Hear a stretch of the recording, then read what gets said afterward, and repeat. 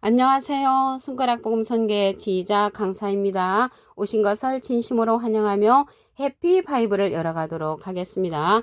오늘 증거드릴 말씀의 제목은요. 808강 예수 재림 때의 실상이라는 제목으로 하나님의 말씀을 나눠보는 시간을 갖도록 하겠습니다.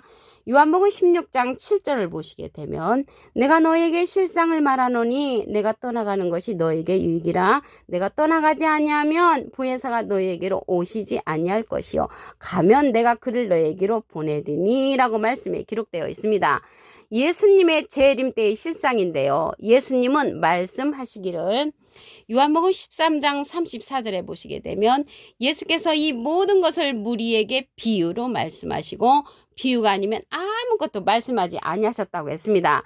그 중에 실상으로 말씀하신 부분이 예수님께서 내가 가면 보혜사를 보내주시겠다고 이렇게 약속을 하셨습니다. 그런데 지금 가셨잖아요. 지금 가셔서 히브리서 10장 12절에 보시게 되면 하나님 우편에 계시다고 했습니다. 그래서 이 보혜사를 보내주시는 것이 실상의 말씀이라고 했는데 이 보낼 보혜사는 진리의 성령이라고 했습니다. 요한복음 15장 26절을 보시게 되면 내가 아버지께로서 너에게 보낼 보혜사 곧 아버지께로서 나오시는 진리의 성령이 오실 때 그가 나를 증거하실 것이요. 그래서 보낼 보혜사는 예수님도 보혜사시잖아요. 근데 보낼 보혜사는 또 다른 보혜사라고 했습니다. 요한복음 14장 16절을 보시게 되면 내가 아버지께 구하겠으니 그가 또 다른 보혜사를 너에게 주사 영원토록 너희와 함께 있게 하시리니 저는 진리의 영이라고 했습니다. 세상은 능히 저를 받지 못한다고 했고요. 저를 보지도 못하고 알지도 못함이라고 했습니다. 그러나 너희는 저를 아나니 저는 너희와 함께 거하시며 너희 속에 계시겠음이라고 했습니다. 이 시간 이후로 보낼 보혜사 또 다른 보혜사 진리의 성령에 관해서 알고 계시는 여러분들은 꼭 진리의 성령 또 다른 보혜사 안에 거하시기를 간절히 부탁을 드리겠습니다. 이게 예수님을 증거하는 성령은 진리의 성령이라고 했습니다. 예수님은 비둘기 같은 성령을 받으셨지요. 마태복음 3장 16절에 보시게 되면 여기에서 보혜사가 나왔는데요. 보혜사는 대언자라는 그러한 뜻을 갖고 있습니다. 요한 1서 2장 1절 그 중간에서부터 보시게 되면 만일 누가 죄를 범하면 아버지 앞에서 우리에게 대언자가 있으니 그 대언자 앞에 조그만하게 3자가 있습니다. 관주 성경 해석란에 보시게 되면 보혜사라고 기록되어 있습니다. 이 보혜사는 파라클레트거든요. 헬라어로는 파라클레토스로 곁에 파라와 부름받은 클레토스란 말의 합성어로 도움을 주기 위해 곁에 부름받은 자, 사람을 상징한다는 것을 말씀을 드리고요. 라이프 성경 백과사전에는 컴포터, 위로자, 카운셀러, 상담자, 미리엘을 중보자, 헬퍼, 돕는 자, 서플리케이터, 탄원자란 이름을 갖고 있는 것이 이 보혜사입니다. 보혜사하고 보혜사 성령은 틀립니다. 보혜사는 대원자라는 뜻을 갖고 있기 때문에 예수님은 하나님의 대원자 보혜사시고요. 예수님의 대원자는 또 다른 보혜사 진리의 성령으로서 예수님을 증거한다는 것을 말씀을 드립니다. 이 보혜사 성령은요. 예수님의 이름으로 보내는 성령이라고 했습니다. 요한복음 14장 26절을 보시게 되면 보혜사 곧 아버지께서 내 이름으로 보내실 성령 예수님의 이름으로 보내는 성령은 보혜사 성령이시고요. 예수님은 비둘기 같은 성령을 받으셨습니다. 그가 너희에게 모든 것을 가르치시고 내가 너희에게 말한 모든 것을 생각나게 한다고 했습니다. 그래서 이 보혜사 성령 예수님이 보내시는 또 다른 보혜사 진리의 성령은 모든 것을 가르치기 때문에 가르침을 받아야 하고요. 모든 것을 생각나게 한다고 했습니다. 예수님을 증거하는 성령이시죠. 그래서 예수님의 재림의 실상은요. 또 다른 보혜사를 보내주시는 것이 실상이라는 것을 말씀을 드립니다. 사도행전 1장 11절을 보도록 하겠습니다. 너희 가운데서 하늘로 올리우신 예수는 하늘로 가심을 본 그대로 오시리라. 그래서 하나님 예수님은 하늘로 올라가실 때 그대로 오신다고 했기 때문에 어떻게 올라가셨는가 그 내용을 우리가 알아야 되겠지요. 사도행전 1장 9절을 보시게 되면 저희 보는 데서 올리워 가시니 구름이 저를 가리워 보이지 않게 하더라. 그래서 우리는 구름 타고 올라가셨다고 했는데 그게 아니고요. 예수님이 하늘로 가실 때 구름이 가리워서 예수님을 볼 수가 없었다고 했습니다. 그러면 오실 적에도 구름이 가리워서 우리가 볼 수가 없는 그런 예수님을 보게 되지요. 그런데 여기서 하늘로 올리고 가셨다고 하니까 저 공중에 있는 그런 하늘을 상징하는 것이 아니고요. 여기에서의 하늘은 이사야 66장 1절에 보시게 되면 하늘은 나의 보좌요 라고 했고요. 이 보좌는 예레미야 3장 17절에 보시게 되면 그때의 예루살렘이 여호와의 보좌가 된다고 했습니다.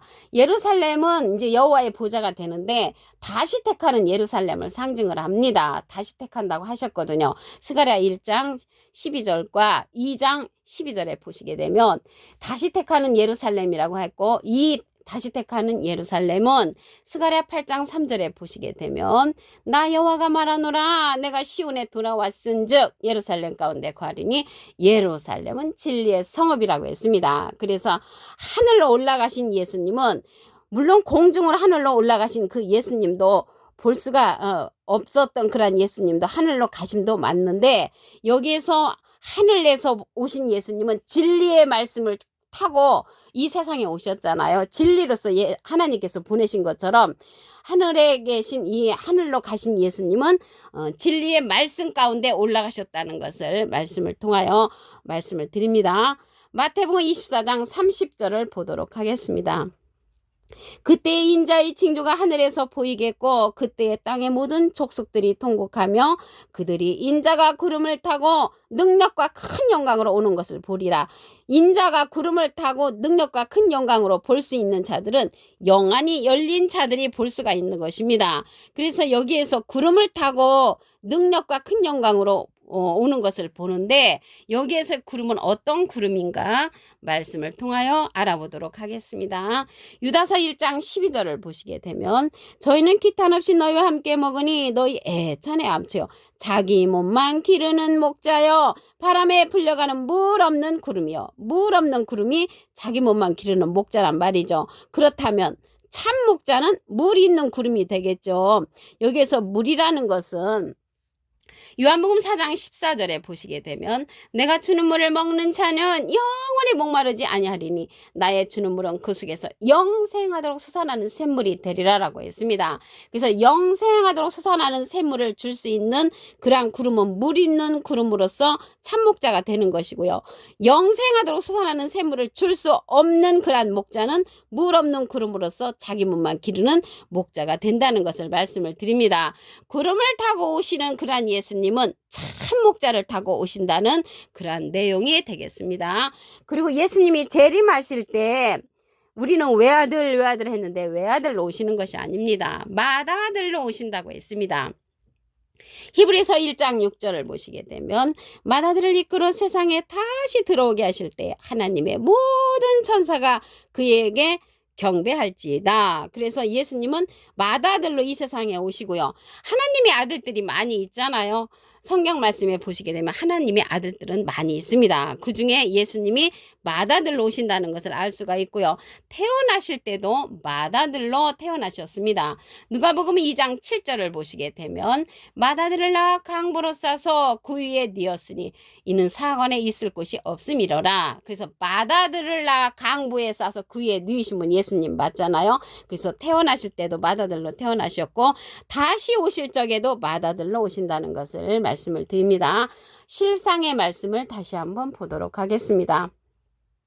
요한복음 16장 7절을 보시게 되면 내가 너에게 실상을 말하노니 내가 떠나가는 것이 너에게 유익이라. 내가 떠나가지 아니하면 보혜사가 너에게로 오시지 아니할 것이요 가면 내가 그를 너에게로 보내리니 라고 했습니다. 여기에서 보혜사는 또 다른 보혜사라고 그랬죠. 그래서 또 다른 보혜사가 와서 하는 일이 요한복음 16장 8절에 보시게 되면 그가 와서 죄에 대하여 의에 대하여 세상에 대하여 세상을 책무하신다고 말씀에 기록되어 있습니다. 그래서 이 또 다른 보혜사는 예수님이 하나님께 부탁을 해서 보낼 보혜사라고 했습니다.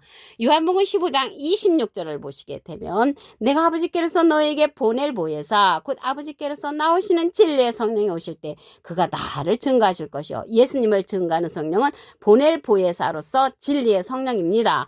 또 다른 보혜사를 보내신다고 했지요. 요한복음 14장 16절을 보시게 되면 내가 아버지께 구하겠으니 그가 또 다른 보혜사를 너에게 주사 영원토록 너희와 함께 있게 하시리니 저는 진리의 영이라고 했습니다. 세상은 능히 저를 받지도 못한다고 했고요. 저를 보지도 못하고 알지도 못함이라고 했습니다. 그러나 너희는 저를 아나니 저는 너희와 함께 거하시며 너희 속에 계시겠음이라고 했습니다. 이 시간 이후로 진리의 성령 또 다른 보혜사를 알게 되신 여러분들은 꼭 또 다른 보혜사 안에 거하시는 여러분들이 되기를 간절히 바라겠습니다. 예수님을 증거하는 그러한 자로서 진리의 성령이라고 했습니다. 예수님은 비둘기 같은 성령을 받으셨지요. 이 또 다른 보혜사는 예수님의 이름으로 보내는 성령이라고 했습니다. 요한복음 14장 26절을 보시게 되면 보혜사 곧 아버지께서 내 이름으로 보내실 성령, 예수님의 이름으로 보내는 성령, 그가 너에게 모든 것을 가르치시고 내가 너에게 말한 모든 것을 생각나게 한다고 했습니다. 그래서 모든 것을 가르치고 모든 것을 생각나게 하는 이 또 다른 보혜사의 인도를 받아야만이 예수님의 재림의 실상을 알 수 있다는 것을 말씀을 드립니다. 사도행전 1장 11절을 보시게 되면 너희 가운데서 하늘로 올리우신 예수는 하늘로 가심을 본 그대로 오시리라. 그래서 예수님은 하늘로 올라가실 때 구름을 타고 올라가신 것이 아니고 구름이 가리워서 예수님이 보이지 않았다고 했습니다. 사도행전 1장 9절을 보시게 되면 저희 보는 데서 올리워 가시니 구름이 저를 가리워 보이지 않게 하더라. 그래서 오실 때 그대로 오신다고 했기 때문에 오실 적에 구름에 가리워서 예수님을 볼 수 없는 사건이 일어난다는 것을 말씀을 드립니다. 마태복음 24장 30절을 보도록 하겠습니다. 그때의 인자의 징조가 하늘에서 보이겠고 그때의 땅의 모든 족속들이 통곡하며 그들이 인자가 구름을 타고 능력과 큰 영광으로 오는 것을 보리라. 능력과 큰 영광으로 오는 것을 볼 수 있는 자들은 이 실상의 말씀을 알려주는 또 다른 보혜사의 인도를 받게 되면 알 수가 있다는 것을 말씀을 드립니다. 구름을 타고 오신다고 했잖아요. 그러면 구름에 관해서 알아보도록 하겠습니다. 유다서 1장 12절을 보시게 되면 저희는 기탄 없이 너희와 함께 먹으니 너희 애찬에 암치어 자기 몸만 기르는 목자여 바람에 불려가는 물 없는 구름이요. 물 없는 구름이 자기 몸만 기르는 목자라면 물이 있는 구름은 참목자가 되는 것이죠. 물에 관해서 알아보시면 요한복음 4장 14절에 내가 주는 물을 먹는 자는 영원히 목마르지 아니하리니 나의 주는 물은 그 속에서 영생하도록 솟아나는 샘물이 되리라. 영생하도록 솟아나는 샘물을 줄 수 있는 목자는 참목자로서 물 있는 구름이 되는 것이고요. 영생하도록 솟아나는 샘물을 줄 수 없는 구름은 물 없는 구름으로서 자기 몸만 기르는 그런 목자가 된다는 것을 알 수가 있습니다. 구름 타고 오신다는 것은 참목자를 타고 오신다는 것을 알 수가 있고요. 하늘로 올라가실 때 예수님이 하늘로 올라가실 때 구름이 가리워서 보이지 않는다는 것은 거짓 목자들, 물 없는 구름들이 가리웠다는 것이죠. 올 적에도 물 없는 그러한 구름들이 가리우는 것을 볼 때 자기 몸만 기르는 목자들이 예수님의 길을 막고 있다는 것을 알 수가 있습니다. 예수님께서 재림을 하실 때 맏아들로 오십니다. 맏아들로. 우리는 예수님이 맨날 외아들 하는데 외아들이 아니고요. 맏아들로 오신다고 했습니다. 히브리서 1장 6절을 보시게 되면 맏아들을 이끌어 세상에 다시 들어오게 하실 때 하나님의 모든 천사가 저에게 경배할지어다. 그래서 세상에 다시 오시는 그 재림 때 맏아들로 오신다는 것을 알 수가 있고요. 태어나실 때에도 맏아들로 탄생하셨습니다. 누가복음 2장 7절에 보시게 되면 맏아들을 낳아 강보로 싸서 그 위에 뉘었으니 이는 사관에 있을 곳이 없음이로라. 그래서 예수님은 태어나실 때도 맏아들로 태어나셨고요. 다시 오실 적에도 맏아들로 다시 재림하신다는 것을 말씀을 드립니다. 데살로니가전서 5장 1절에 보시게 되면 주의 날이 밤에 도적같이 이를 줄을 믿고 있는 자, 그러한 예수님이 도적같이 올 줄을 믿고 있는 자들은 멸망이 후련히 저에게 이른다고 했습니다. 결단코 멸망을 피할 수가 없다고 했습니다. 또한 마태복음 24장 27절에는 인자의 임함이 번개와 같다고 했습니다. 번개와 같고 도적같이 오시는 주님을 기다리는 자들은 실상으로 듣는 것이 아니죠. 비유로 듣는 것이잖아요. 이 시대는 실상의 말씀으로 전해주는 자의 말씀을 들어야 할 때가 되었습니다. 오늘 808강 예수 재림 때의 실상이라는 제목으로 하나님의 말씀을 나눠보는 시간을 가졌습니다. 감사합니다.